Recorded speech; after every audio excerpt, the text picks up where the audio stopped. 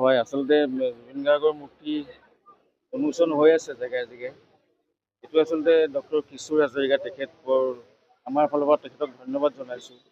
মানে তেখেতে নিজাববীয়া প্ৰচেষ্টাত কৰিছে আৰু খুব সোনকালেই কৰি উলিয়াইছে আৰু বৰ ধুনীয়া হৈছে মূৰ্তিটো আপোনালোকে দেখিছে খুব সুন্দৰভাৱে যিজনে সৃষ্টি কৰিছে তেখেতলৈ ধন্যবাদ জনাইছোঁ, আন্তৰিক ধন্যবাদ জনাইছোঁ।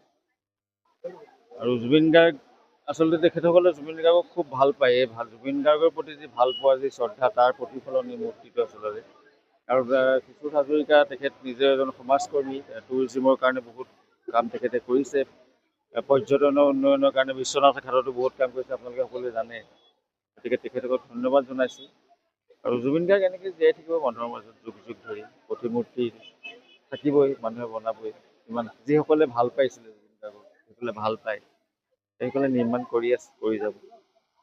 Justice for Zubeen Garg digitally আন্দোলন আপুনি ভাবেনে? আপুনি বহুত বছৰ জুবিন গাৰ্গৰ লগত আছিলে, ন্যায় পোৱাটো কিমান চাওক ন্যায় লৈ মোৰ অকণো সন্দেহ নাই। ন্যায় পাব আৰু পাবই লাগিব। জুবিন গাৰ্গৰ ন্যায়, জুবিন গাৰ্গৰ আচলতে জুবিন গাৰ্গৰ লগত কি হৈছিলে, কেনেকুৱা ধৰণৰ ষড়যন্ত্ৰ হ'ল, কোনে কৰিলে, সেই সময়খিনিত কি হ'ল, কেনেকৈ নাইকিয়া হ'ল, এইটো গম পাবই লাগিব। আৰু তাৰ কাৰণে আমি যিকোনো পৰ্যায়লৈকে যাম, এইখিনিতে সামৰণি মাৰি থ'ব নোৱাৰে। সেইটো শক্তি কাৰো নাই পৃথিৱীত, অসমতো নাই, পৃথিৱীতে নাই।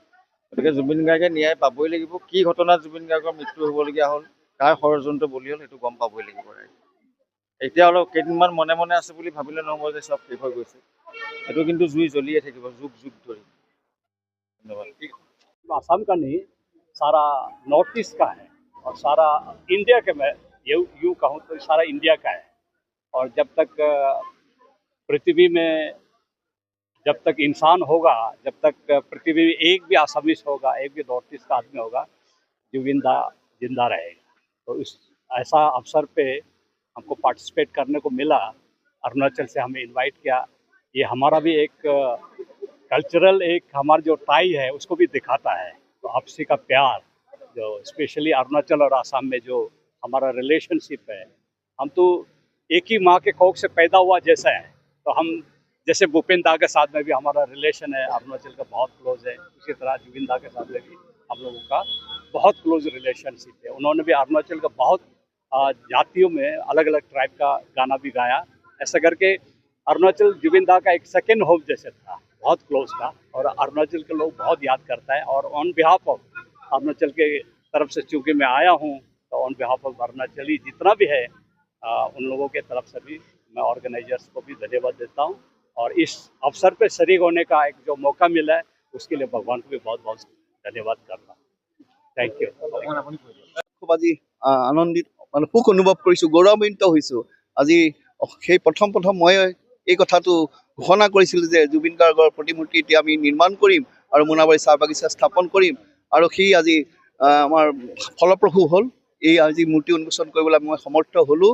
ইয়াৰ লগতে আজি সকলো ৰাইজৰ যি সহযোগ পালোঁ, আমাৰ চাইনিক গ্ৰীণ ৱেলফেয়াৰ ফাউণ্ডেশ্যনৰ সকলো কৰ্মকৰ্তাই যি মোক সহযোগ কৰিলে, আৰু বিশেষকৈ আমি এটা মৈত্ৰী স্থাপন উদ্দেশ্যে আমি অৰুণাচল প্ৰদেশৰ এই চৰকাৰী বিষয়া, ছেক্ৰেটাৰী জেনেৰেল এডমিনিষ্ট্ৰেশ্যনৰ দুলুম ছাৰক আমি নিমন্ত্ৰণ দিছিলোঁ, বাপী মেগু ছাৰক নিমন্ত্ৰণ দিছিলোঁ। তেওঁলোক আহি আমাৰ এই অনুষ্ঠানৰ সুস্থ বৃদ্ধি কৰিলে। আৰু এইটো এটা মানে সংবাদ আহি পৰিল যে আমি জুবিন গাৰ্গৰ যি এটা ভাতৃত্ববোধ আছিল, সকলো জাতি জনগোষ্ঠীক লৈ তেওঁ যি একত্ৰিত হোৱাৰ সপোন আছিল, সেই সপোন যেন লাহে লাহে বাস্তৱায়িত হৈ আহিছে। আজি অনুষ্ঠানত তাৰ প্ৰতিফলিত হৈছে। এই ক্ষেত্ৰত মোৰ সহধৰ্মণি স্নেহজ্যোতি গোস্বামী ডাঙৰীয়াই বহুখিনি ইয়াত সহায় সহযোগিতা আগবঢ়াইছিলে। গতিকে আজি আমি মূৰ্তিভাগ সুন্দৰভাৱে ইয়াত উপস্থাপন কৰিবলৈ এই অনুষ্ঠানভাগ সফলভাৱে ৰূপায়ণ হোৱা বুলি মই আশা ব্যক্ত কৰিছোঁ। আৰু সকলোৰে সহায় সহযোগিতাৰ কাৰণে ধন্যবাদ জনাইছোঁ। আৰু যিহেতু সাংবাদিক বন্ধুসকলো যি আমাক ইয়াত প্ৰেৰণা কৰিলে বা যি সহায় সহযোগ আগবঢ়ালে, আপোনালোকক মোৰ এই অনুষ্ঠানৰ পৰা ধন্যবাদ জ্ঞাপন কৰিছোঁ। সংগঠন এইটো এতিয়া চৰকাৰী ক্ষেত্ৰত আছে। আমি ভগৱানক প্ৰাৰ্থনা জনাইছোঁ জাষ্টিছ ফৰ জুবিনে এদিন ন্যায় পাবই, পলমকৈ হ'লেও যিমানেই তাক ঢাকিবলৈ নাচাব, প্ৰকৃত যিটো ঘটনা সেই এদিন উন্মোচন হ'ব। কাৰণ তেওঁ এজন ঈশ্বৰ প্ৰদত্ত ব্যক্তি, তেওঁ ঈশ্বৰৰ শক্তি ব্যক্তি। মই আশা ৰাখিছোঁ তেওঁ এদিন ন্যায় পাবই।